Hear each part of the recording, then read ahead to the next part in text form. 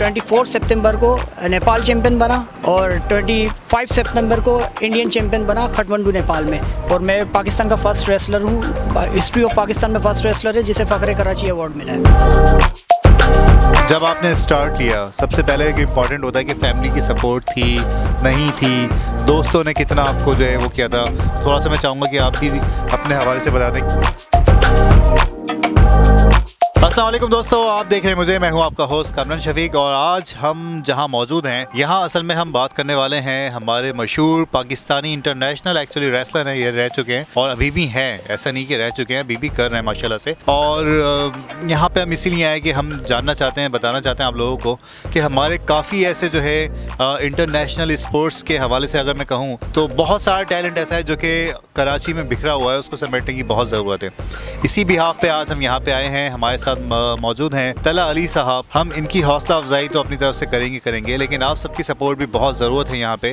और तला अली साहब की क्या कहानी है, क्या इन्होंने सर्वाइव किया है और रेसलिंग में किस तरीके से इन्होंने अपना नाम कमाया, ये सब बातें हम इनसे आज करने वाले हैं और आपको सुनवाने वाले हैं तला अली की ज़बानी। तो मेरे ख्याल से आप लोग सोच रहे होंगे कि तला अली साहब ने क्या रेसलिंग में किस तरीके से नाम कमाया है और क्या एफ़र्ट्स दिखाई हैं। तो ये चीज़ें मैं आपको बताता हूँ, बल्कि आपकी मुलाकात करवाता हूँ तला अली साहब से। अस्सलाम वालेकुम। वालेकुम अस्सलाम। अच्छा तला भाई, ये बताएं, माशाल्लाह से आपने 2 बेल्ट्स आपके पास हमें नज़र आ रही हैं, एक नेपाल के थ्रू आपने लिए, एक ईस्टर्न आपने हासिल किए। तो ये सारी कहानी तो बिल्कुल चलेगी, लेकिन पहले व्यूवर्स को ये बताइएगा कि जब आपने स्टार्ट लिया सबसे पहले एक इम्पॉर्टेंट होता है कि फैमिली की सपोर्ट थी नहीं थी, दोस्तों ने कितना आपको जो है वो किया था। और थोड़ा सा अगर मुझसे कोई कोताही हुई है आपके बारे में बताने में तो थोड़ा सा मैं चाहूँगा कि आप भी अपने हवाले से बता दें कि आप इंटरनेशनल जो है वो रेसलिंग के तौर पे अपने आप को प्रमोट करते हैं, अपना काम करते हैं। थोड़ा सा आप भी ब्रीफ कर दीजिएगा प्लीज़। आपने कहा स्टार्टअप मैंने इस तरीके से लिया था क्योंकि बेसिकली मैं स्पोर्ट फैमिली से ताल्लुक़ है।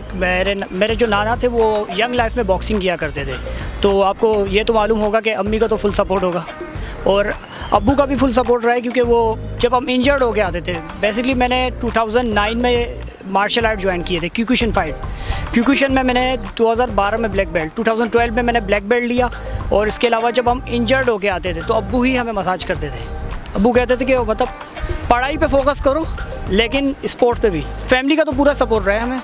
और दूसरी बात ये कि आपके सामने है कि इसके बाद मैंने उस वक्त रेसलिंग का इतना रुझान नहीं था, लेकिन हम WWE देखते थे, टीवी में देखते थे, हमारे नाना भी देख रहे होते थे, हम उनके साथ बैठ जाते थे। हम अपने नाना से मतलब गाइडलाइन लेते थे कि मतलब किस तरीके से किया जाता है। वो जाहिर सी बात है वो बॉक्सर थे तो हमें पंचेस सिखाते थे, पंच इस तरीके से, क्योंकि वो फुल बॉडी नहीं खेलते थे। मैं मार्शल आर्टिस्ट हूँ, मैं किक भी यूज़ करता हूँ, और लेकिन वो पंचेस हमें अच्छा गाइड करते थे, पंचेस वगैरह सिखाते थे, काफ़ी ट्रेनिंग देते थे। 2017 में मतलब यहाँ प्लेटफॉर्म रेसलिंग का प्लेटफॉर्म ईजाद हुआ, मतलब आया तो मैंने ये 2018 में ज्वाइन किया। 28 नवंबर 2018 में मैंने ज्वाइन किया और कुछ सालों की मेहनत में आज आपके सामने रिज़ल्ट है। मैं 24 सितंबर को नेपाल चैम्पियन बना काठमांडू नेपाल में और 25 सितंबर को इंडियन चैम्पियन बना काठमांडू नेपाल में।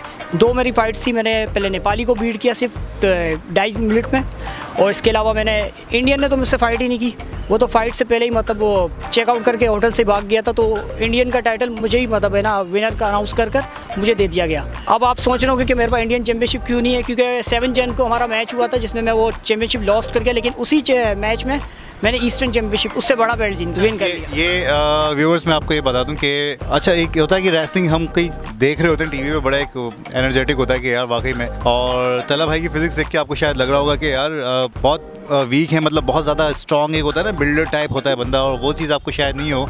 तो ये मैं आपको बता दूं तला भाई के हवाले से कि ये मार्शल आर्ट भी करते हैं, मतलब मार्शल आर्ट के लिए आपको फिर ज़रूरत नहीं है कि आपकी बहुत जो है वो बॉडी शॉडी और ढोले शोले आपके हैं तो आप उस पर ही जो है आगे बढ़ सकते हो। मार्शल आर्ट एक अपना फ़न होता है। मार्शल आर्ट में अगर आप रेसलिंग को ऐड कर लें तो फिर वो क्या चीज़ बन जाती है, वो तला भाई की ज़बानी हम आपको यहाँ पे बता रहे हैं। आपको 2 बेल्ट नज़र आ रही होंगी, अभी हम आपको क्लोजअप भी दिखाएंगे। नेपाल के बिहाफ से जो तला भाई ने जीती है वो भी इनके पास है, इंडियन के बिहाफ से जो ईस्टर्न चैम्पियन है वो भी बेल्ट इनके पास है। और कैसा रहा था वैसे कंपटीशन, आप बताएं। 2.5 मिनट में आपने नेपाली जो था उसको आपने बीट किया था। स्टार्टिंग में ये था कि वो उसका वेट मुझसे ज़्यादा था, क्योंकि रेसलिंग के अंदर मार्शल आर्ट आप करते हैं तो आपको वेट कैटेगरी दी जाती है कि आपका इस वेट से लेकर इस वेट तक की कैटेगरी, और आपको अपने वेट से ही फाइट करनी पड़ती है।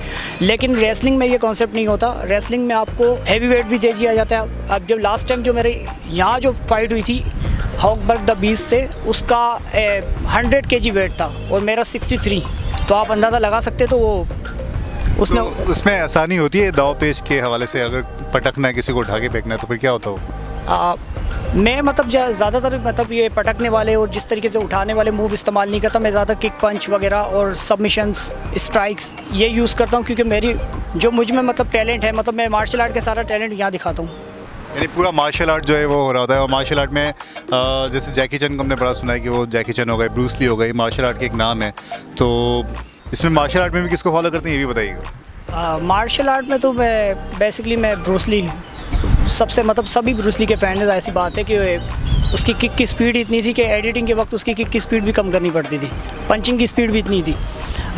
और रेसलिंग के अंदर देखा जाए तो मैं जॉन सीना और अंडरटेकर। अच्छा, जॉन सीना, ये तो मेरी दिल की बात है। जॉन सीना तो खैर सबको ही पसंद है, और वो जो चलता है ना नेवर गिव अप और कैन यू सी में, वो जो चल रहा होता है, तो ये चीज़ें बड़ी एक एनर्जेटिक होती हैं। जॉन सीना आपको मतलब बहुत फेवरेट है, काफ़ी सारे जो पाकिस्तानी वो भी देख रहे होते हैं।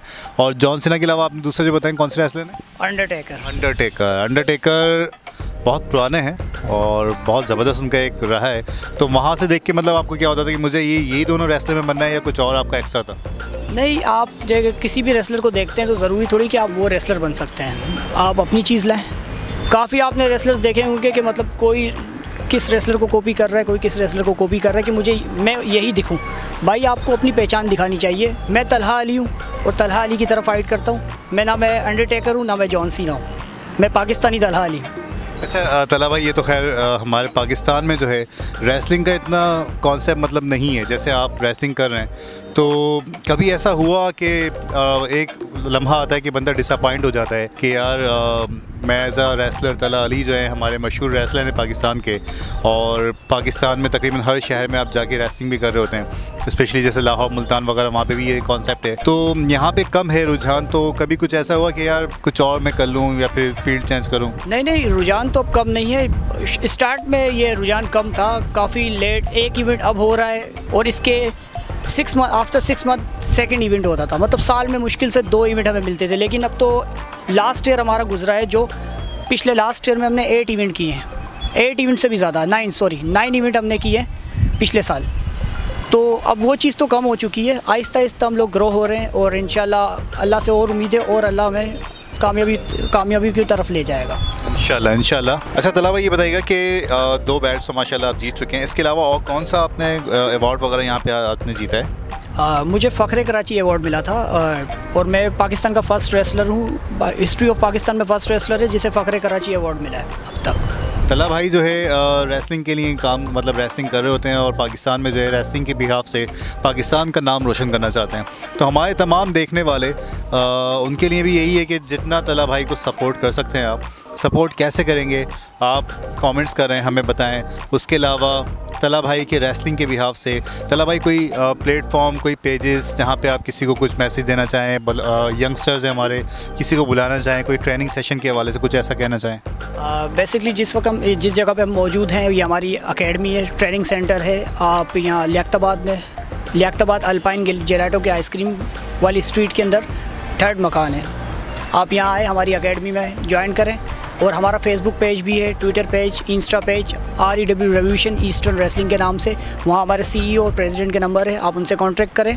और तला भाई ने बताया कि आप उनको किस तरीके से ज्वाइन कर सकते हैं, और यहाँ पे उनको ज्वाइन करना ही उनकी एक सपोर्ट होगी।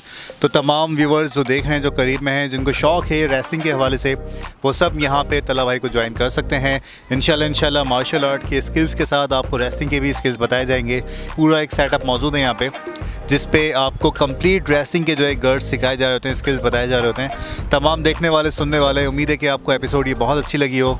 और तला भाई कुछ कहना चाहेंगे आखिर में? और दूसरी बात ये मैं आपसे कहना चाहूँगा कि मेरा भी फेसबुक पेज है, Talha Ali the iron man के नाम से, यूट्यूब चैनल, और Talha Ali wrestler Facebook, Talha Ali wrestler Instagram, और तलहा अली रेसलर ट्विटर। वहाँ भी मुझे विज़िट करें और मतलब फॉलो करें। बहुत शुक्रिया, बहुत अच्छा लगा आपसे बात करके तला भाई, और इंशाल्लाह हमारी तरफ से, हमारे व्यूअर्स की तरफ से आपके पास फुल सपोर्ट है। इसी के साथ दोस्तों, उम्मीद है कि आपको एपिसोड बहुत अच्छी लगी हो। हमें लाइक करें, सब्सक्राइब करें, शेयर करें, और नोटिफिकेशन बेल पे टिंग टोंग ज़रूर कर दीजिएगा। अपना बहुत ख्याल रखिएगा, खुश रहें, खुशियाँ बाँटें। अल्लाह हाफ़िज़।